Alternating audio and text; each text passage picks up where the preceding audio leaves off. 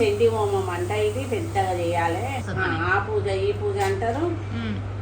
పూజ చేపియగానే బాగా అవుతామా? అదే అవుతామని గ్యారంటీ లేదు. మళ్ళా 50,000 40,000 అంటే చాలా కష్టం మనకు. పడతావురా దేనికి పైసలు కరా నెత్తుకుంటుందా?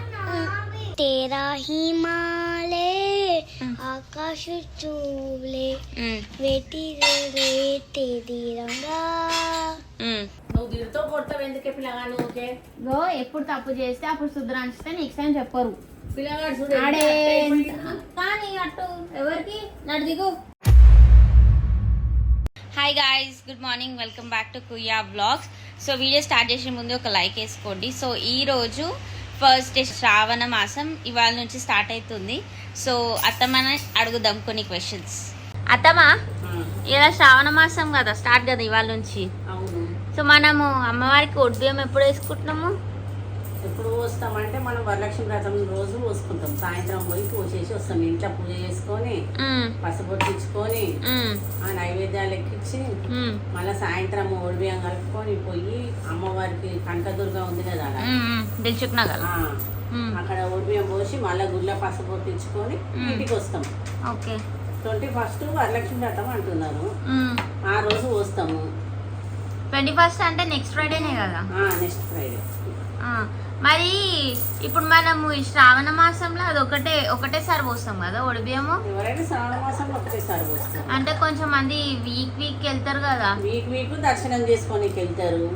పోసేసి ఒకటేసారి పోస్తారు. వీక్ పోయి పోస్తారా? అంటే కొంచెం మంది బోనాలకు కూడా పోసుకుంటారు కదా అని. కొందరు ఆషాఢ మాసంలో పోసుకుంటారు, కొందరు శ్రావణంలో పోస్తారు. అవునా? ఎవరిది వాళ్ళది అట్లా. ఓకే, మనం శ్రావణ మాసంలో పోసుకుంటాం.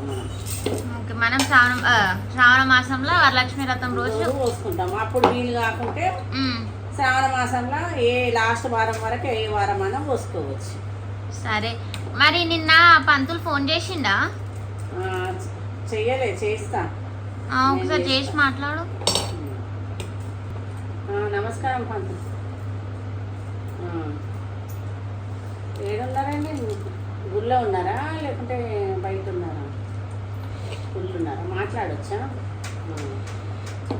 సరే, ఏమోనా నిన్న వచ్చారు కదా, మళ్ళీ పూజ చేయించుకో అన్నారు కదా, అదే దాని గురించే మాట్లాడదామని కాల్ చేశాను. చేయించుకుంటాం.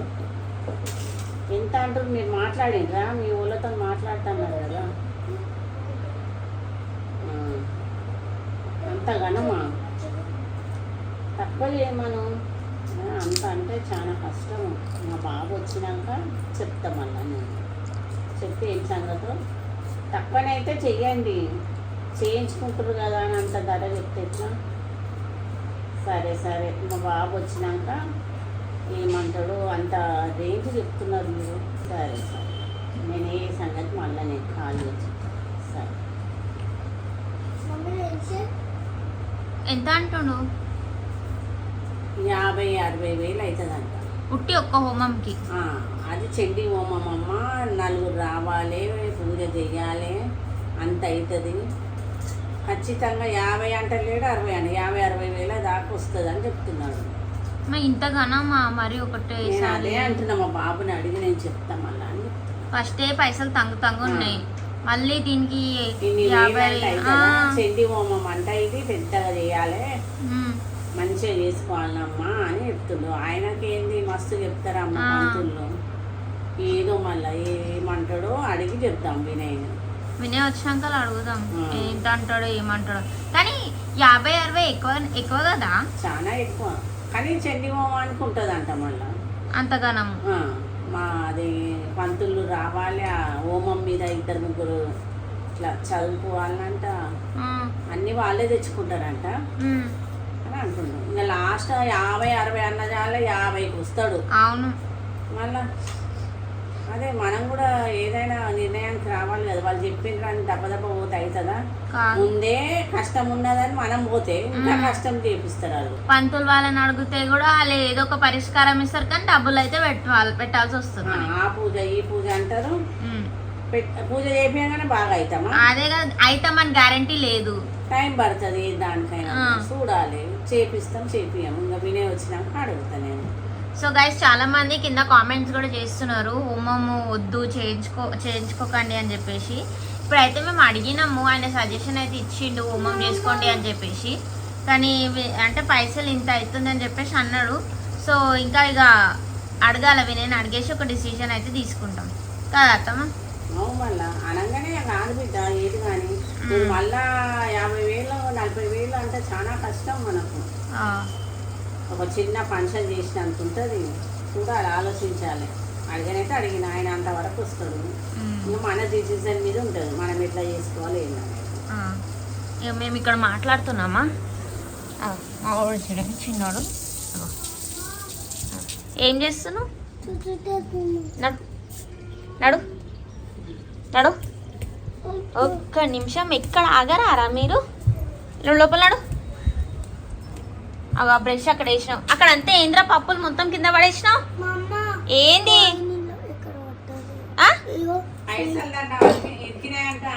ఏం పైసలు? ఎన్ని? బా ఇంకో పట్టు. అన్నకి ఏదంటే ఇప్పుడు నువ్వు అది తిన్నావు, పప్పులన్నీ తిన్నావు, అన్న అడిగిండా? ఇంక ఇస్తే చాలు, ఇక మొత్తం ఇల్లంతా ఖరాబ్ చేస్తాడు. అవును, దీంట్లో వేసి ఇక్కడంతా వేసి కింద వేసి వీళ్ళ వల్ల ఇల్లు 2-3 సార్లు రాకపోతే ఇల్లు ఎంత శుభ్రంగా ఉంటుంది, నీట్గా ఉంటుంది. వాళ్ళు వచ్చినాక చెప్తేనే ఉంటే వేస్తేనే ఉంటాడు. ఎంత కొట్టినా వినరు, ఎంత కోపం చేసినా విననే వినరు పిల్లలు. రారా మా ఇంట్లోనే ఉన్నారా, మీ ఇళ్ళ పిల్లలు కూడా ఇట్లనే చేస్తారా? కింద కామెంట్ పెట్టండి. అగో చూసిపోతుంది. పడతావురా దేనికి పైసలు ఇక్కరా నెత్తుకుంటుందా? నెత్తుకుంటుందా? అరే టీవీ పడుతుంది నేను ఇస్తుందా? నాని ఇస్తుందంట, నాని దగ్గర ఉన్నాయి పైసలు. దిగు, నువ్వు దిగితే పైసలు ఇస్తుంది.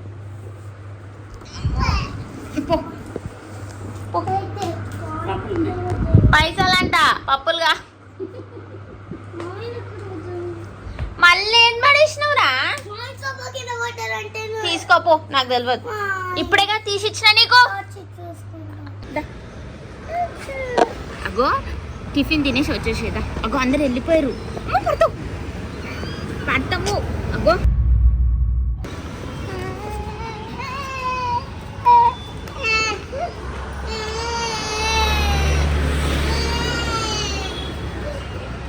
గైస్ ఈసారి ఇండిపెండెన్స్ డే 15th వచ్చింది. సో 15th వచ్చేసి సాటర్డే అనమాట. So tomorrow is 14th. So అవిష్, me independence డేకి ఏం ప్రిపరేషన్స్ అవుతున్నాయిరా మీ స్కూల్లో? ఏం ప్రిపరేషన్స్? సాటర్డే ఉంటాం మాకు ఇండిపెండెన్స్ డే. అవునా? అయితే స్కూల్ ఉందా సాటర్డే? ఉంది. లంచ్ తీసుకొని రాకమన్నా. అంటే లంచ్ తీసుకొని రాక ఉంటే 1 hour అట్లా ఉండేసి సెలబ్రేట్ చేసుకొని ఇంటికి పంపించేస్తారు అనుకుంటా కదా అవిష్? మా స్కూల్ ఉన్నప్పుడు ఏముంటుండే తెలుసా? స్కూల్కి పిలుస్తుండే మార్చ్ పాస్ట్లు చేపించేసి జనగణమన పాడేసి ఇంటికి వెళ్ళి ఫ్లాగ్ హోస్ట్ చేసేసి ఇంటికి వెళ్ళిపోరు అని చెప్పేసి అయిపోతుండే. మాకు కూడా నేను మేపుల్ పెన్లు ఉన్నప్పుడు జనగణమన అయిపోతే ఒక బిస్కెట్ తెచ్చి పంపించింది. ఇగో అప్పుడు తమ్ముడు కూడా ఉండే కదా, 2 బిస్కెట్లు ఇచ్చి. 2 బిస్కెట్లా? మీకు బిస్కెట్లు అని ఇస్తుండేరా? మాకు ఆ బిస్కెట్లు కూడా ఇవ్వకపోతుండే. ఫ్లాగ్ చేసినాక ఇంటికి వెళ్ళిపోరు అని చెప్పేసి బాయ్ చెప్పేసి వెళ్ళిపోతుండే. సో మేము హాలిడే వచ్చింది కదా అని చెప్పేసి హాయిగా ఫ్లాగ్ హోస్టింగ్ చేసేసి ఇంటికి వచ్చేసి తిని అనుకుంటుండే. మళ్ళీ నెక్స్ట్ డే అదే స్కూల్కి, అదే రొటీన్ కదా అవిష్? నువ్వు ఏమైనా పార్టిసిపేట్ చేస్తున్నావా ఇండిపెండెన్స్ డేకి? ఏం చేస్తున్నావు? అది కాదురా, డాన్సింగ్ ఏమైనా చేస్తున్నావా? ఏ పాట చేస్తున్నావు? तेरा हिमालय आकाश चूले बेटी रे तेरी रंगा ऊंचा हो इतना इतना पोरंगो तालों को छूने तिरंगा मस्त है माटी मस्त है माटा मन पे माटी सजाती चले वह चलती रहे तालों को छूने तिरंगा आसांद रहे ना गांध रहे तू तालों को छूने तिरंगा. చాలు. సో ఈ పాట మీద హవీష్ గారు డాన్స్ ఆడుతుండు, పాట పాడతలేడు. సో వాళ్ళ స్కూల్లో ఆల్రెడీ డాన్స్ ప్రాక్టీస్ నడుస్తుందంట ఈ పాట మీద. సో మా వాడు పర్ఫెక్ట్గా నేర్చుకున్నాడు. అట్లనే పాట కూడా వస్తుంది, డాన్స్ కూడా వస్తుంది కదా హవీష్ నీకు? నేను నేర్చుకుని ఇంట్లోనే. అవునా? ఎప్పుడు పాట పెట్టేసి యూట్యూబ్లో వాడంతలో వాడే డాన్స్ ఆడుకుంటాడు. సో అది మరి హవీష్ గాంధీ స్పెషాలిటీ అన్నమాట. క్విక్ లెర్నర్ కదా, క్విక్ లెర్నర్ కదా నువ్వు. సో గైస్ ఈ రోజు వ్లాగ్ ఎంత, నెక్స్ట్ వ్లాగ్ లో కలుస్తాం. ఎవరు ఆ డాన్స్ ఆడతారో 1 రూపీ 2 రూపీస్తా. Bye bye bye bye. Abhish గారు అలిగిండ్రు రానంట. నేను ఇప్పటిదాకా నేను మాట్లాడుతుంటే ఎక్కిరిచ్చిండు నన్ను. ఎక్కిరిస్తే ఒకటి వేసిన, నేను ఎక్కిరియలేను, నన్ను ఎందుకు కొట్టినావు, నేను నీ దగ్గర రాను, నీ పక్కన వండుకొని నేను నానే రూమ్ లో వండుకుంటాను వెళ్ళిపోయింది. రానంటాడు సీదా నాకు.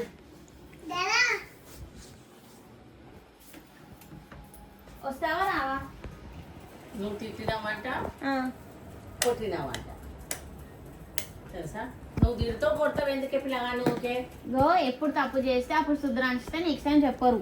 పిల్లగాడు చూడు ఆడే కానీ అట్టు ఎవరికి నడు దిగు చూసినా దిగు దా అని చెప్పేసి అన్నా.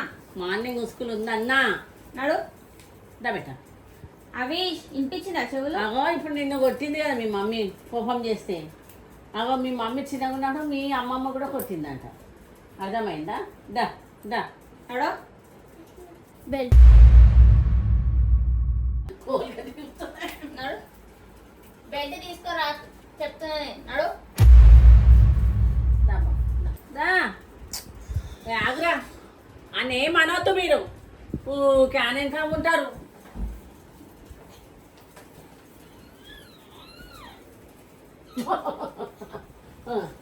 ఏ ఊ అంటే బయట తీస్తావేమే? నడు వినయ్ ఏమనొద్దు వినయ్, నేను చెప్తున్నా వాడిని లోపలికి పోయినాక కొట్టకూడదు. కొడతా మీ నేనే కొట్టాలా? ఇది ఒకడు ఏమేమో ఆన్ చేసి పెట్టింది.